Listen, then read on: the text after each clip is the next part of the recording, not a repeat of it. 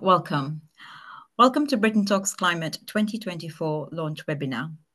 Thank you everyone for taking the time from your day to join us.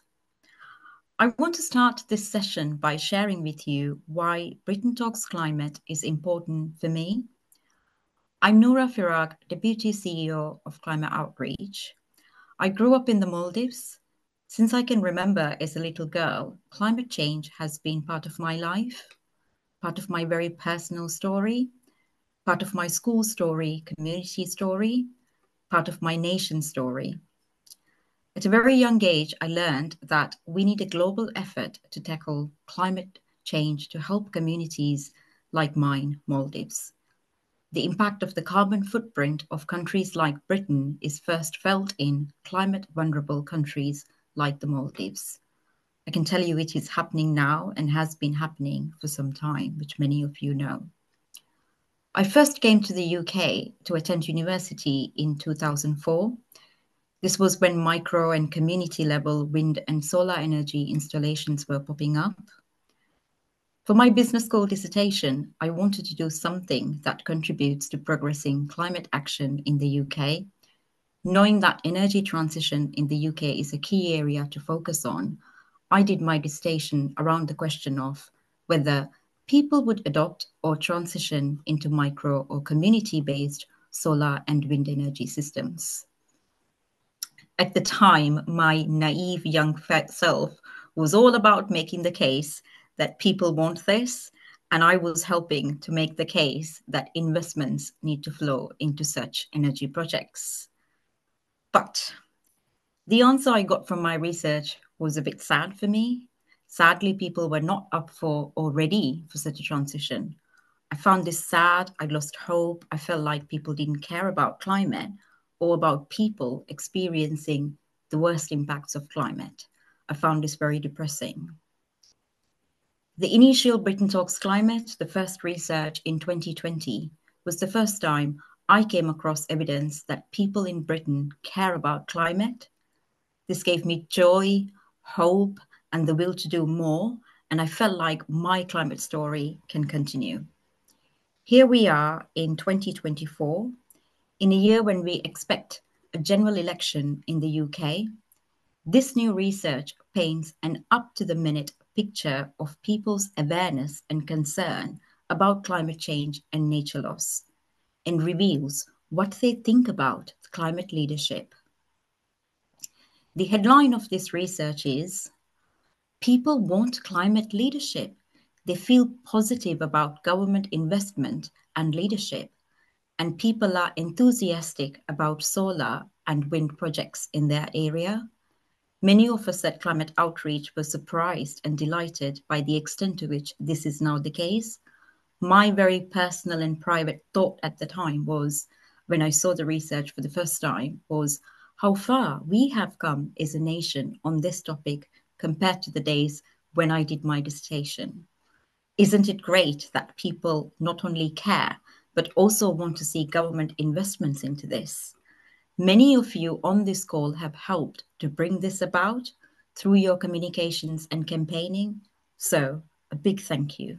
You did this. You helped make this the case.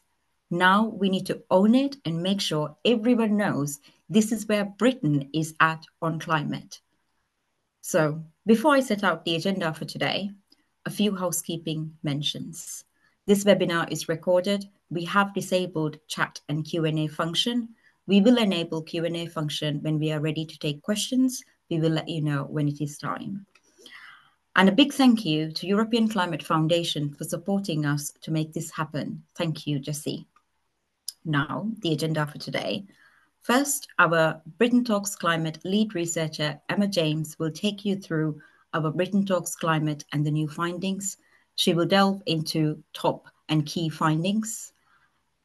After that, our CEO, Rachel Orr, will chair a discussion with our panelists. Conleth Burns, Associate Director for Strategy and Development at Moyne Common. Britain Talks Climate is a partnership with Moyne Common. I'd like to take this opportunity to say it has been an absolute delight to work with Moyne Common colleagues. We had a great fun time doing this work with you.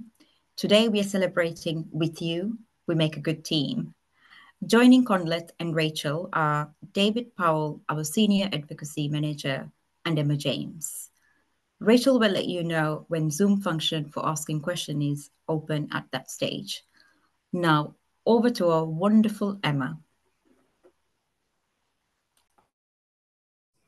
Thank you so much, Nora. Hi, everyone. As Nora said, I'm Emma, the lead researcher on this 2024 update of Britain Talks Climate. I'm really excited to be here today to share with you our key findings and some of our insights into this new research. So I wanted to start with our 3 key findings today, and then I'll start to tell a bit of a story of how we got to these findings. So the first, appetite for climate action is strong and enduring. The second, climate leadership is more likely to win votes than lose them. It offers a source of hope and the potential for reconnection. And third, people don't want to be left alone with this. Prioritise what's tangible and make transition fair.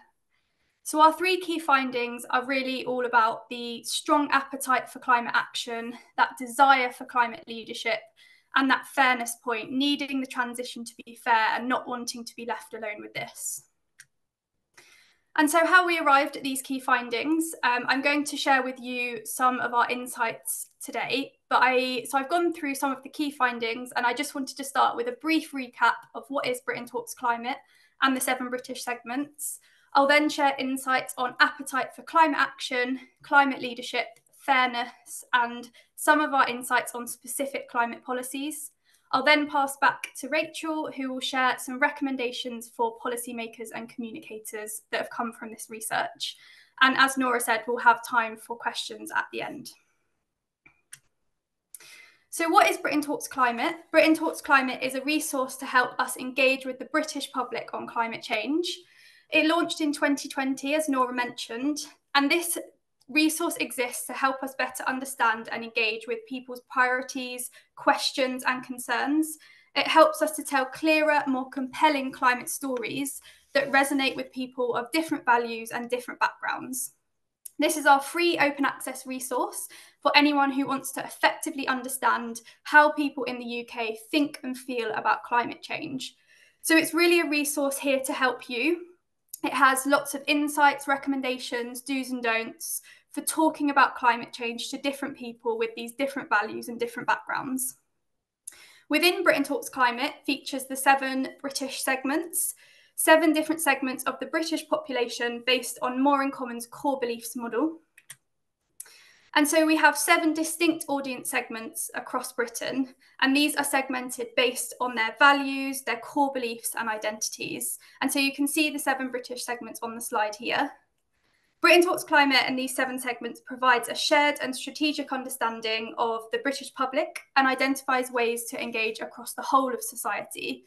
This segmentation is more than simply left versus right, leave versus remain, and it really digs into a whole host of issues, including politics, but also things like gender, race, and issues such as community and safety. And so I'll be referring to some of these segments as we go through the session today, where we want to highlight some of the interesting differences that we see between audience segments. But what we really want to focus on is what's shared across these segments and across the British public. The 7 segments helps us to understand the differences across people and how they think and feel about climate change. But what's really powerful is it always also helps us to show what's more in common and where there might be consensus and what's shared. And so allows us to see what's shared across the British people.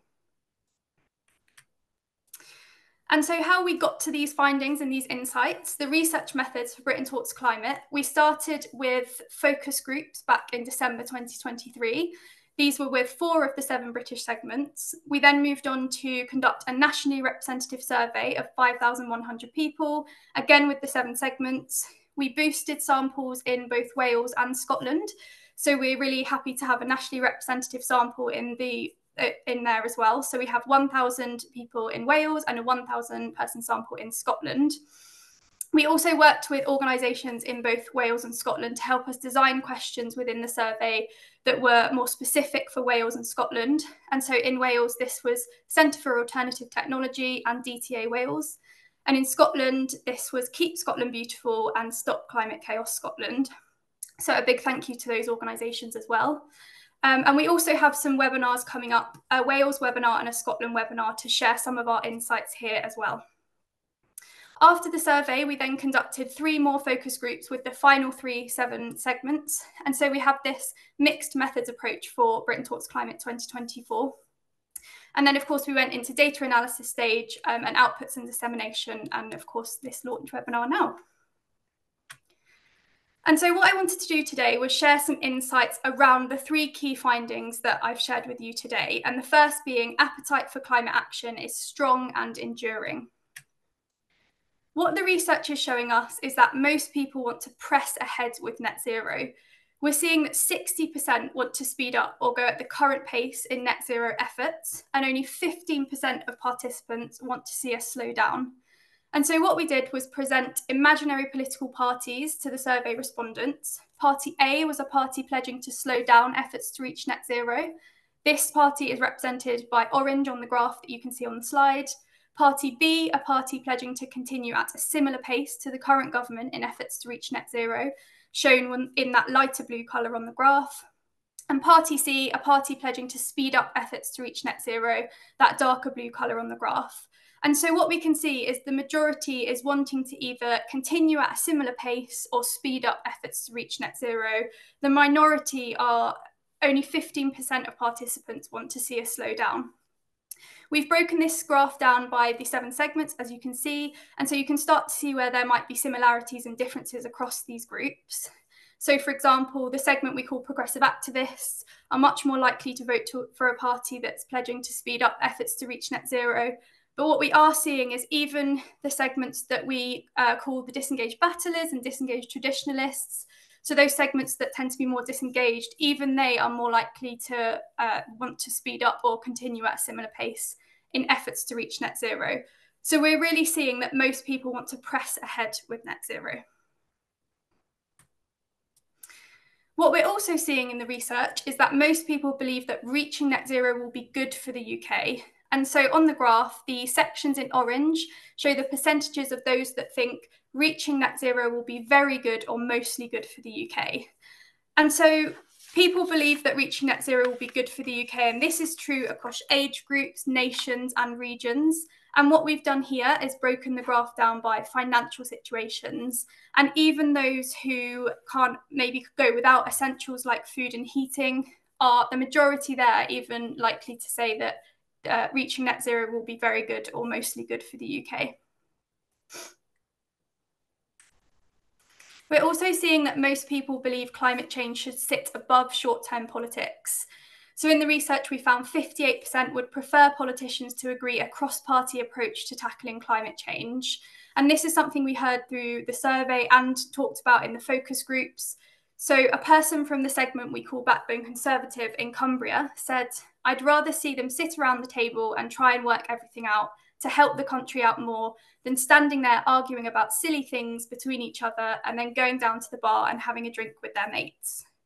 So we're really seeing, and what we really heard from the focus groups, is this want for kind of working together from politicians and this cross-party approach, and for it to climate change to be something that comes above short-term politics.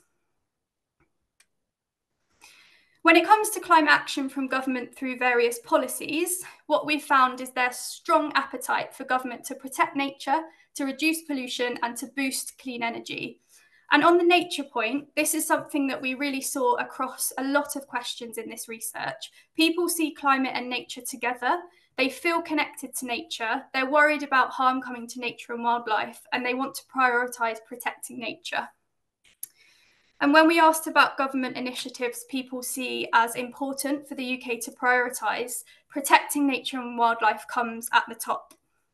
And so I know there's a lot to kind of take in on this graph, but if we just focus on the sort of top half of it, we see where the issues the UK government could prioritise relating to the environment and climate change. People see protecting nature and wildlife as most important, followed by things like reducing carbon emissions from heavy industry, reducing plastic pollution, increasing renewable energy, and reducing air pollution. And this graph shows where people place their importance. The initiatives towards the bottom of the graph, they don't show that people are actively opposed to them, but we're just seeing that towards the top is where people would place their importance and where they think the government should be prioritising their efforts.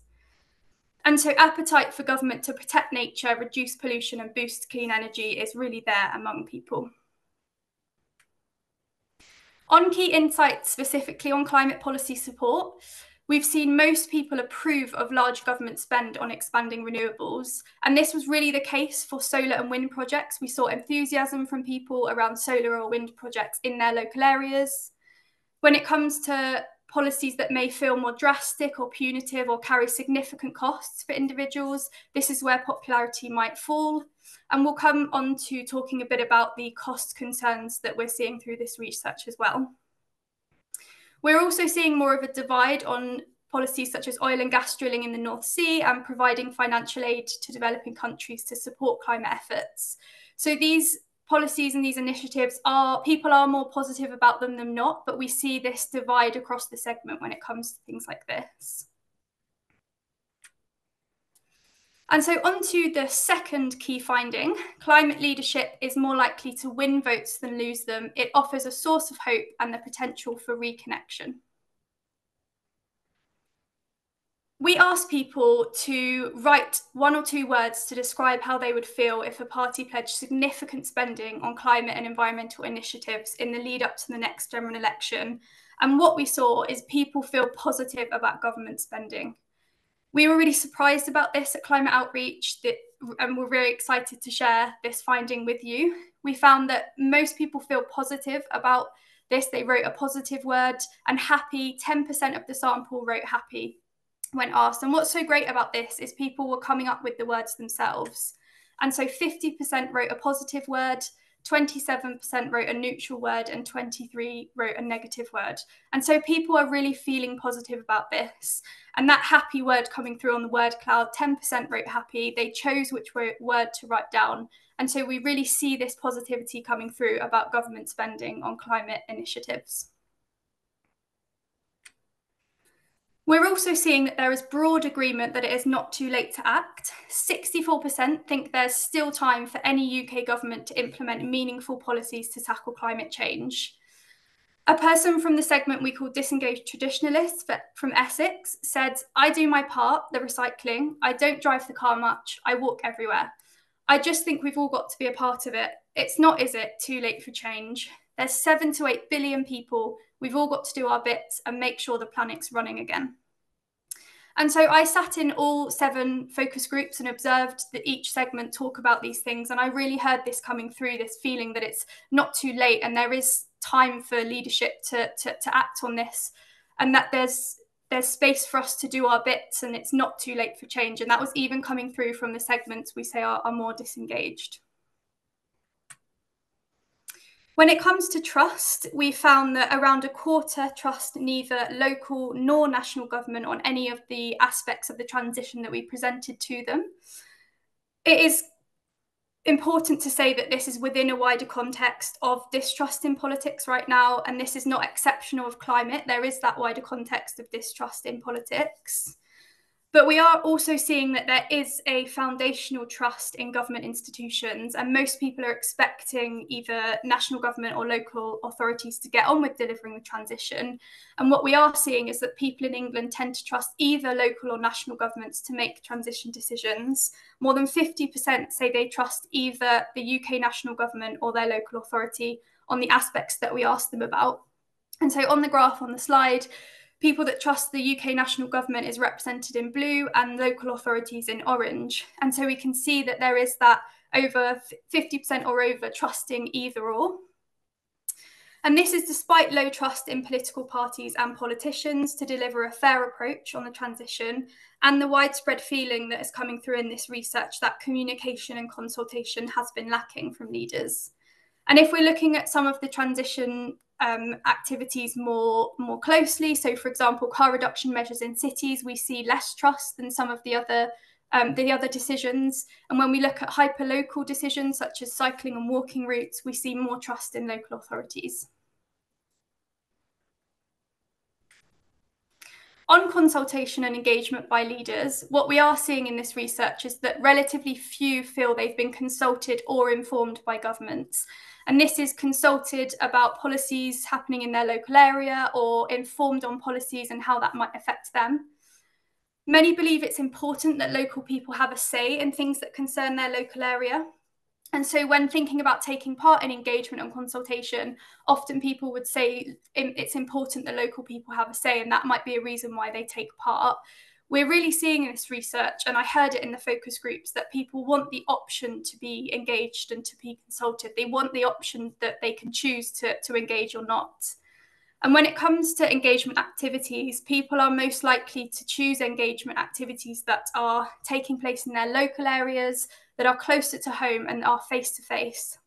And so this might be things like engaging with local community groups in local areas, whereas activities that seem a bit more anonymous or less personal, like online chat rooms, tended to be less popular.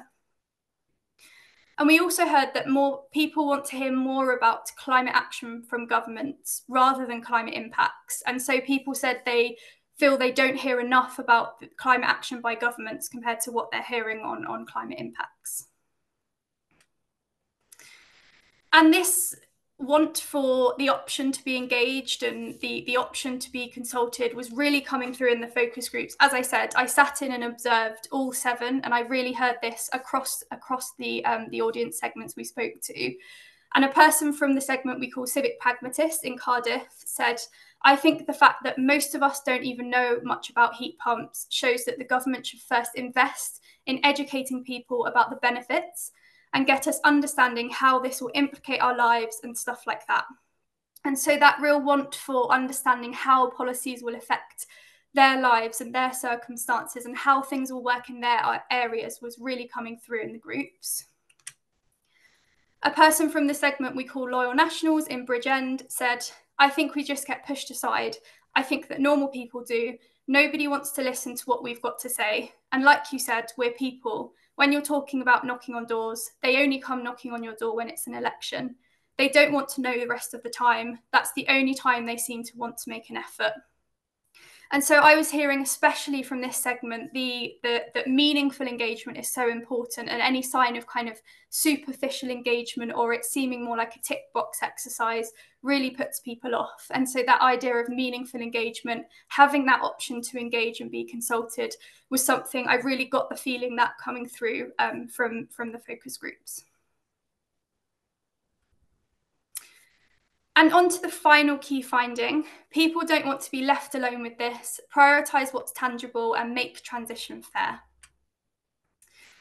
A person from the segment we call Civic Pragmatist in Cardiff said, "If the government doesn't actually provide schemes to enable everyone the opportunity to get a solar panel, then it's counterproductive, because it's not a battle that we can win as individuals. It needs to be a collective, and the collective needs to be managed and governed properly." And so again, this is something I was hearing a lot in the focus groups and in this research, this need for collective action and this for collective action and to do our bit, but that it needs to be led by governments and businesses, and we need our leaders to lead the way, and that's really what we were hearing from the segments. Some key insights on fairness and climate policy more specifically. What we're hearing is that people are concerned about what the transition will cost them, and all 7 segments are most worried about higher energy bills as a result of the transition. And of course, this is understandable, this finding, given the cost of living concerns and pressures that people are facing. And segments are most likely to say that expecting everyone to pay for new low carbon technologies themselves is something that would be going too far.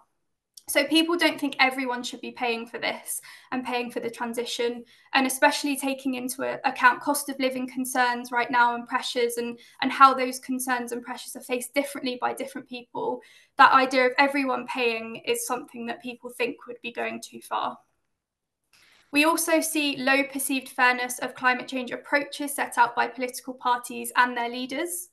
And then when we think about more specific climate policies, in general, people tend to think public transport policies might be fair to them, but home heating policies will be unfair to them. A person from the segment we call Disengaged Battler in Stevenage said, "So that means me having to buy a whole new car that I probably can't afford anyway, just to be able to drive to a place of work, and your wages are not going up either. So whichever way it is, our energy prices are going to go up. Food is going to go up because of costs on the trucks coming into the country or the air. So everything is actually at a cost to us. So I find it very frustrating." And so again, that idea of cost concerns and worries about costs were really coming through in the focus groups. And I definitely heard this across all groups that I was observing. And specifically with this segment we call Disengaged Battlers, they tend to feel they need to understand how policies will benefit them in the here and now and their cost of living concerns in the here and now.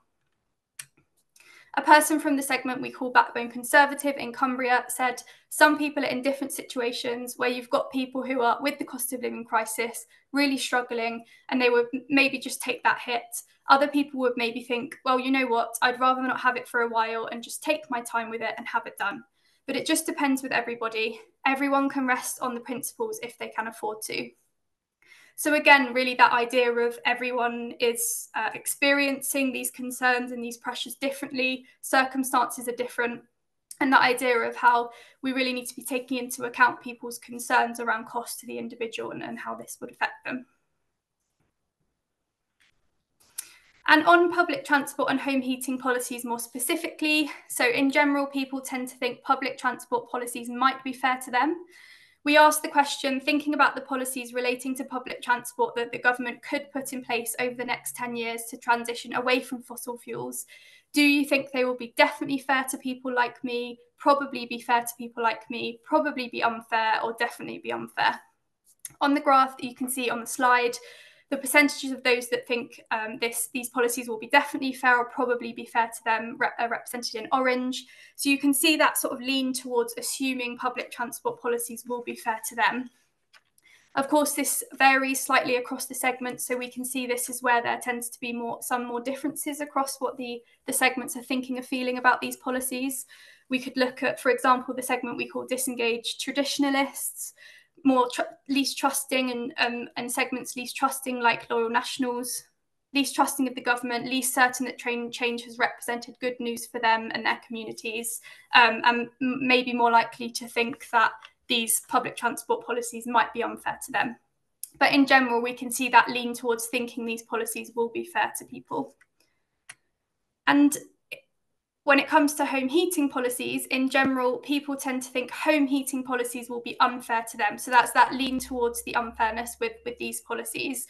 We asked the same question, but thinking about what the government could put in place to transition away from gas boilers. And it's the same setup with this graph. So those that think these policies will be definitely fair or probably be fair to them, represented in orange.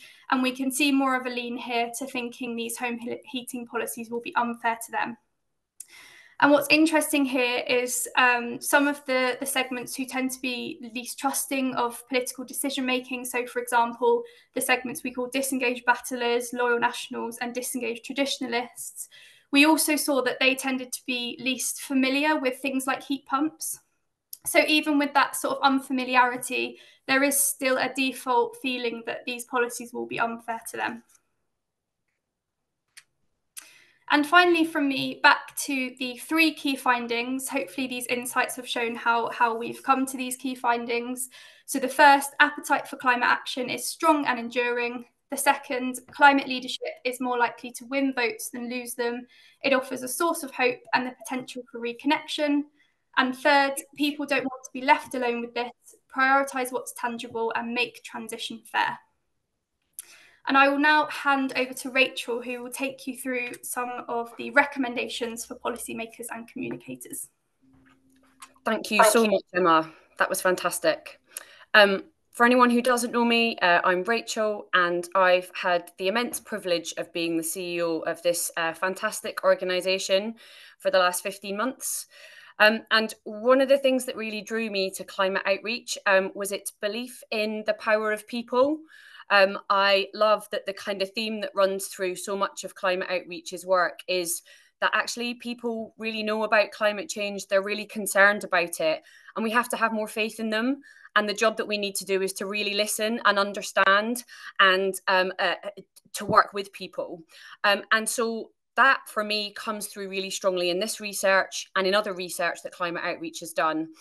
So that has led us to these few recommendations that we just want to finish with. So the first set are specifically focused at governments and policymakers. So if you're here today and you work for a government, or might hope you might work for a future government, or you're a policymaker, or you're someone who might have the ear of some of these very influential groups, here are some of our key recommendations. And I think you'll have heard these coming through in the findings that Emma's really talked to. So we need to be much clearer that tackling climate change is a collective national endeavour. I think too often people feel that they're being left alone to think about what they should do about climate change, that their individual action isn't making a difference. And we need to spin that into a much bigger sense that we are all in this together, and together we can really make progress. But we really need that leadership from our government. Linked to that, we heard that making this transition fair is non-negotiable. We are under no illusion about how difficult that is. It is fiendishly complicated. But when government is thinking about public investment, private investment, subsidies, rollout of policies, a notion that this has to be fair for everyone, and particularly not punitive for the people who can least afford it, is really important to everybody that we spoke to. We think there's a huge opportunity for the government to seize on rolling out clean energy. We heard a lot of support for that, and a lot of support for investment in renewables. And our last two recommendations, I think, really speak to a lot that Climate Outreach talks about the need to really engage and involve people in this transition. So the first thing we need to do is we need to listen, learn and respond to everybody, but in particular to those who are most nervous about change. I don't think we've done this hard work yet, and we think it's absolutely crucial if the transition is to be a success. And we think that should be a key part of a national plan that any government, our next government, should be devising and implementing to listen to inspire the whole country in our climate transition. So those are the recommendations mainly pointed towards governments and policymakers. We are now going to enable the Q&A. So if you've had a question on the tips of your fingers that you would like to post, please start doing that now. Just while you're kind of collecting your thoughts and the final points that we would like to kind of leave you with in this presentation are a few do's and don'ts for communicating climate leadership. We see everybody who has joined this webinar today as a climate communicator, so we hope these are useful and interesting for everybody, and for others who I hope you will talk to after this webinar.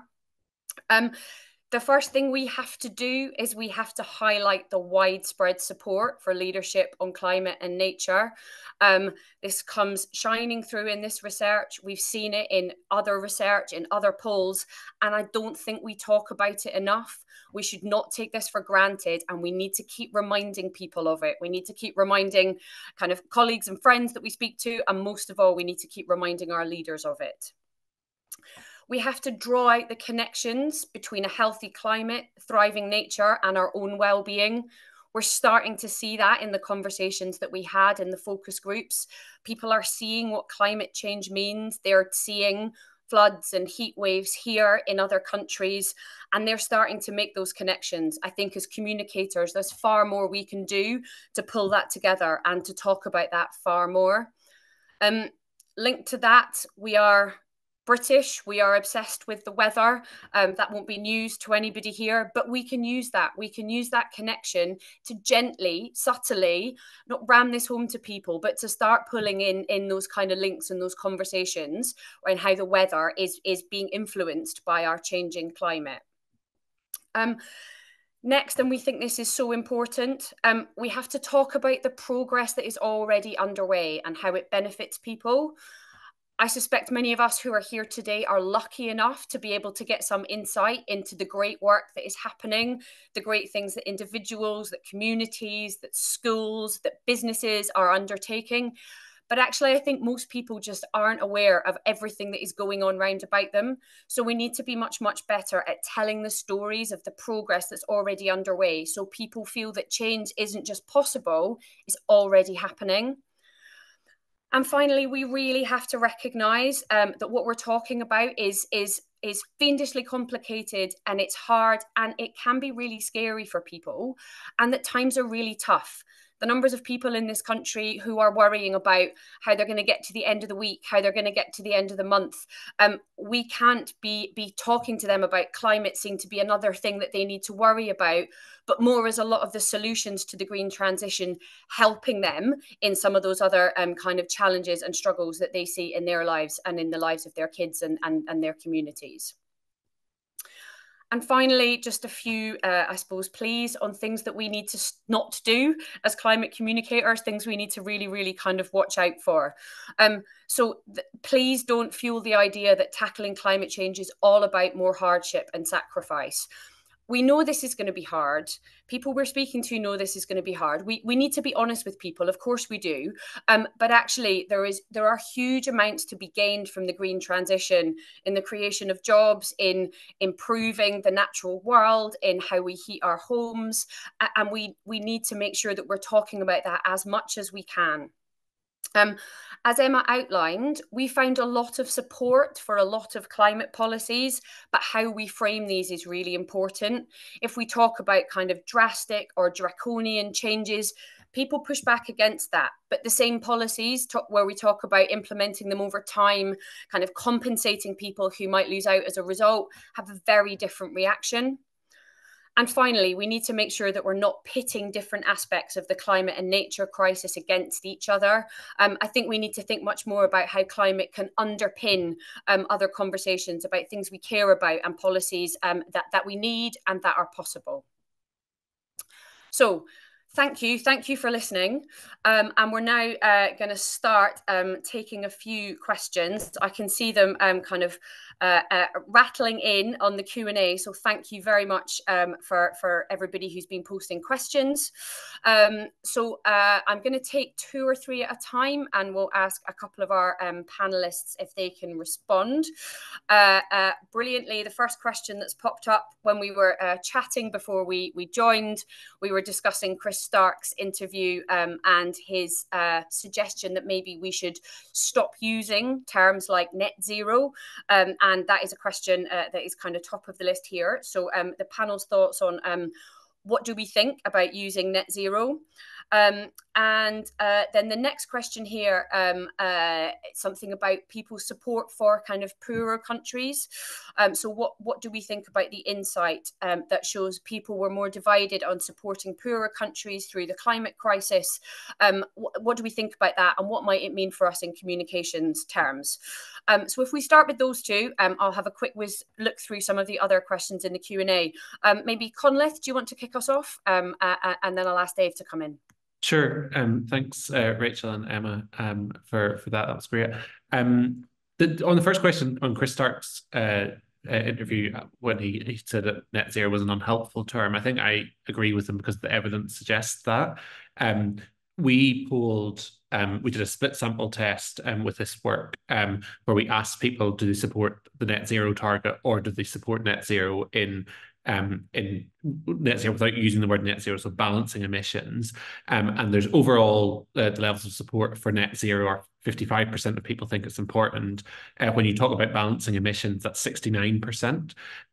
When you did that in focus group research, they said balancing emissions was more honest because they misunderstood net zero was meaning zero emissions, where most people don't get the kind of abstract idea of net zero, but they do get the very practical idea of balancing emissions. So I do think that there's a benefit in your public-facing communications for using plain language across the board. That's good communication, but specifically on this.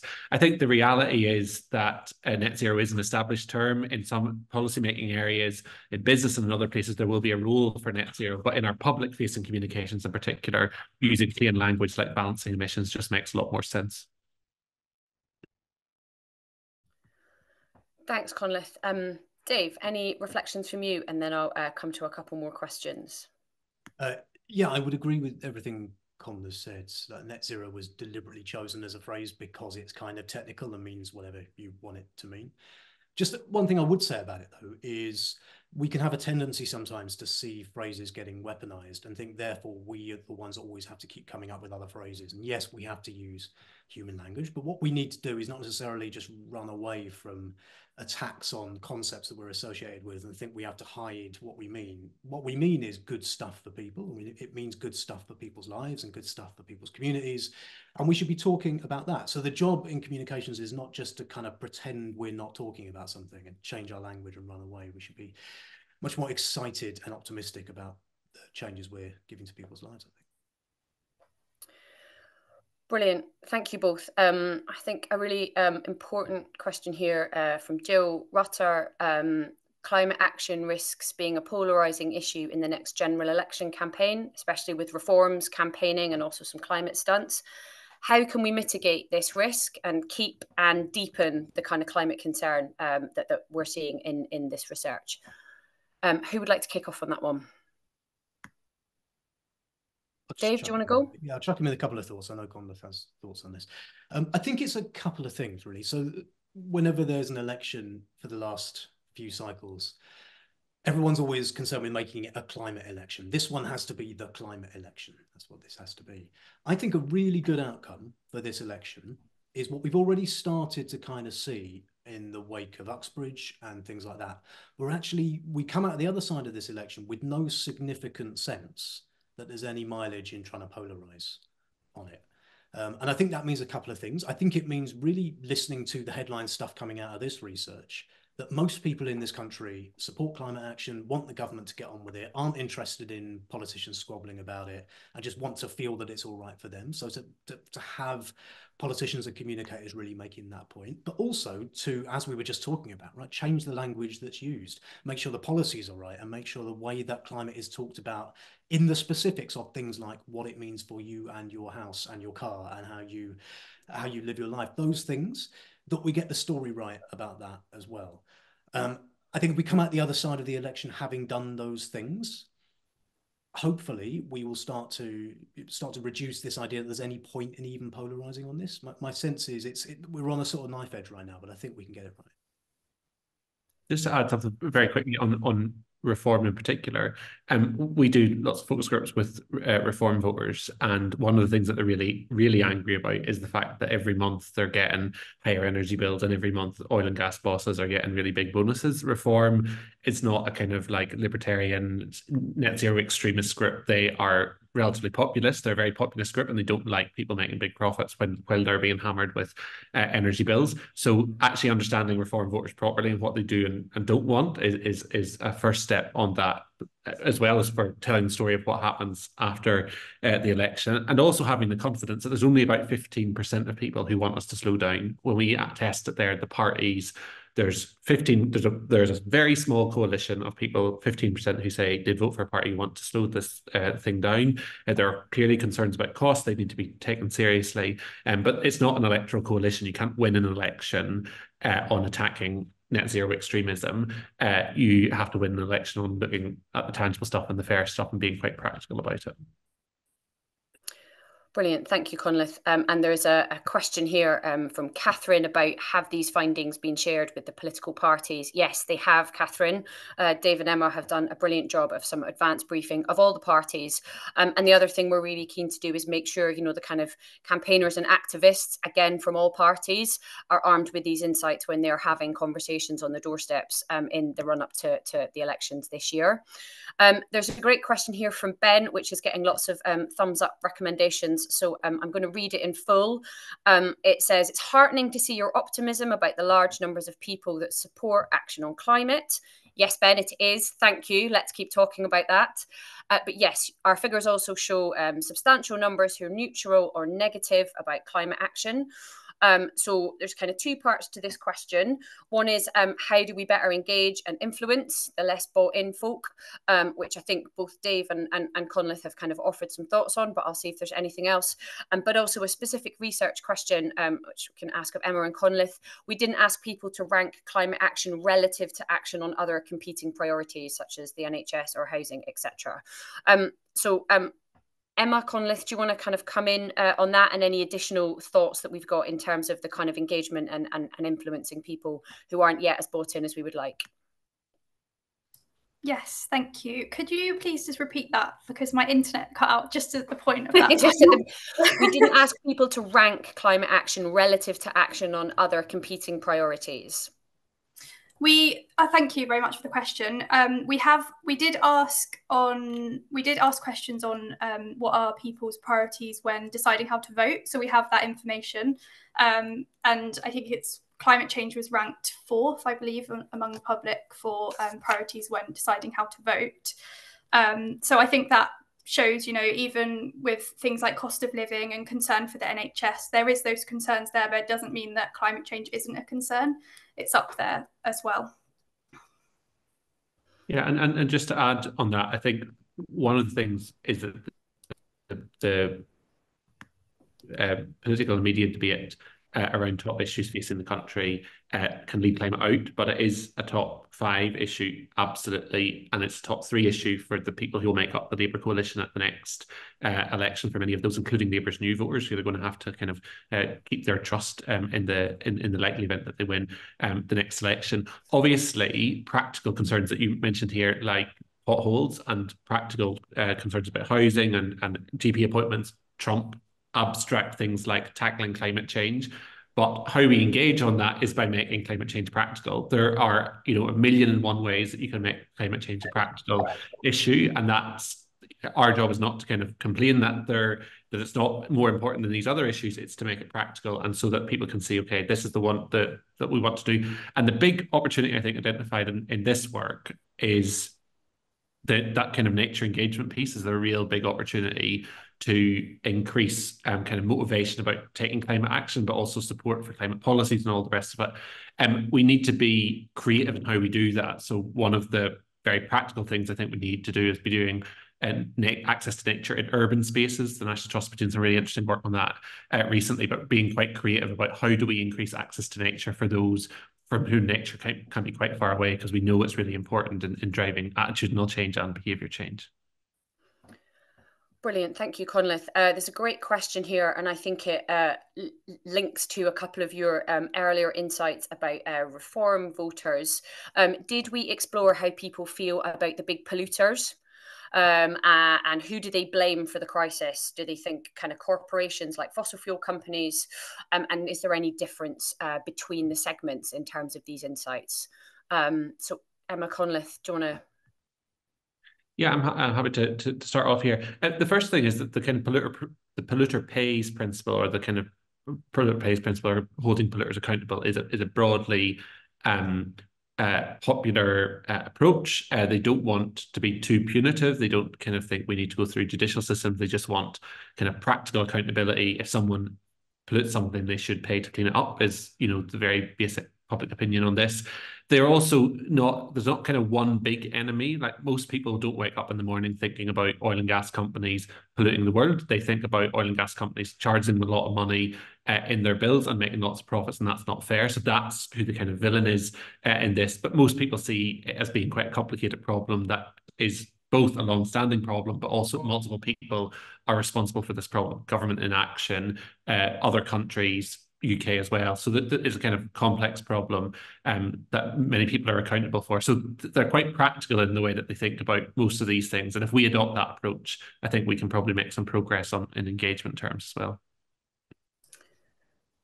Yeah, thank you, Conleth, and completely agree. And I would say we really heard that in focus groups, that when talking about kind of collective effort, it was very much governments, businesses, all of us working together, but leading from business and government.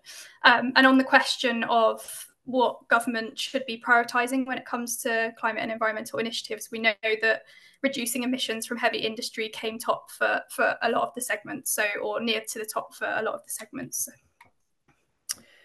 Thank you both very much. There are loads more questions flying in. I'm really sorry, we are not going to be able to answer all of them, but if there are specific questions directed at climate outreach, then we will follow up with people. Before I kind of wrap this up and we close, we're going to ask something of you. Please don't leave.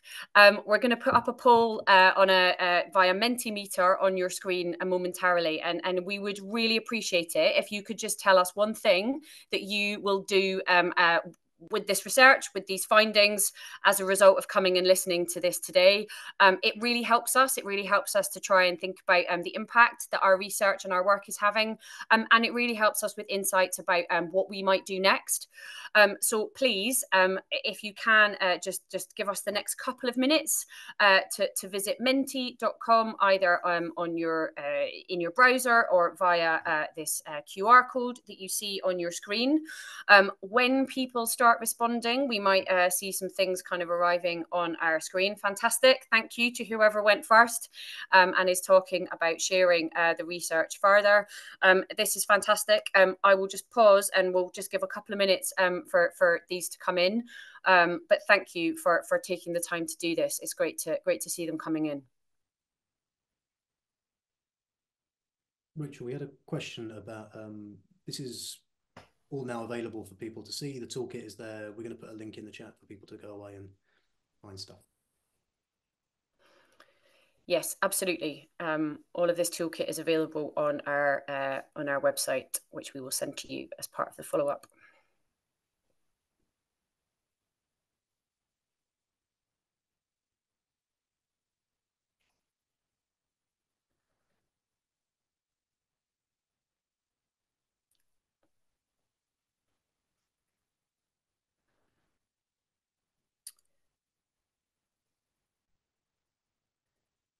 This is brilliant. Thank you so much, everyone. Please keep these coming in. So just by way of kind of summary and to finish, I guess there's a couple of things, final kind of reflections from us at Climate Outreach. This has obviously come through in the questions. It's come through in the discussions that we've had. We are all expecting that this is a year of a general election in the UK. And I think, you know, every one of us who is concerned about the climate is worried that there might be a kind of more sort of polarisation on this issue. I think really building on Dave's point, the responsibility that we all have not to fuel that in any way. Climate communicators should not be talking about climate culture wars. And I think us all collectively thinking about how we can lean into the research, lean into the insight, and think about how kind of collectively we can try and help in terms of stories and narratives, how we push past that and tell a much more kind of positive story about collective action and collective progress. The second thing I want to say is we are, as Nora said, so grateful to the European Climate Foundation for supporting this work. It's really important to us that we can leave this as open access, that it is available for anybody who wants to communicate about climate to use. It's something both Climate Outreach and More in Common are really, really proud of. But research like this doesn't come around for free. So if you are in the position to be able to support our work in general, on research like this moving forward, we would love to talk to you. We'd love to talk to you about kind of further research or further insights that we could do together. And the final thing I just want to do is say a massive thank you. A massive thank you to ECF for all their support. A huge thank you to More in Common, who have been just a real pleasure to work with. An enormous thank you to everybody in my team at Climate Outreach. Everybody has had a role to play in getting this research kind of conducted and to be shared with you today. And I'm really exceptionally proud to get to work alongside all my fab colleagues all the time. And a huge thank you to you for coming along to listen to what we've had to say, for sharing all of your questions and for sharing all of your kind of commitments at the end on how you will take this forward. Thank you very much and enjoy the rest of your day.